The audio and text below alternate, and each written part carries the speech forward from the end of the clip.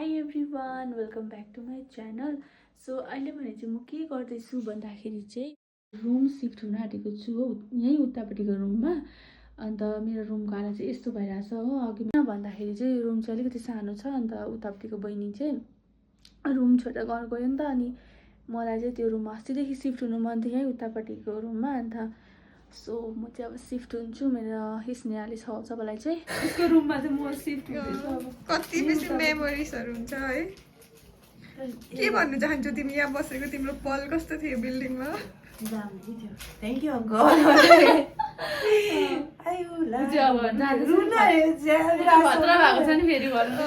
Army भएको छ, अब ट्रेनिङहरू सकेर सुटेड बुटेड भएर आउँछ हामीलाई भेट्नु मिठाई लिएर।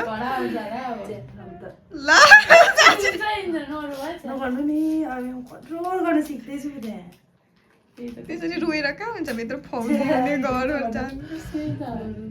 मलाई ढुकढुक भयो उयो बाबामा त्यही। सो यो चाहिँ हो मेरो नयाँ रुम गाइस। यस्तो छ मेरो नयाँ रुम चाहिँ। यो चाहिँ यहीँ यतापट्टि हो, उता चाहिँ अर्को पुरानो रुम चाहिँ। मैले अघि तर बनाएको छु। यहाँ सुदेशना चाहिँ अब रुम सर्नुको लागि यहाँ सफा गर्दैछ। ऊ चाहिँ म भन्छु ल गाइस, मलाई चाहिँ अब यो कलेज पढेको देखि यो चाहिँ उसको 4th रुम हो।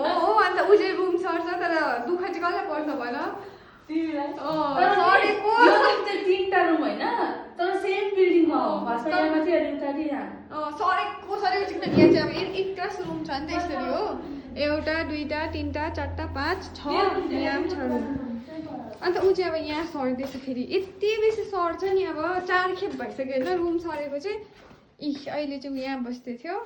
अब फेरि म्याडमलाई यहाँ भएन अरे। अब के नकिन उसको चाहिँ सायद मलाई लाग्छ उसको हगिने वाला रुम चाहिँ उसको भिडियोमा हेर्नु।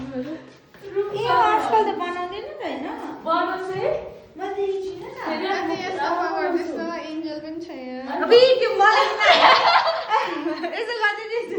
तर होइन, यहाँ चाहिँ उसको मन पुरै उयो भएछ। यो त पुस्नु पर्ने रहेछ नि।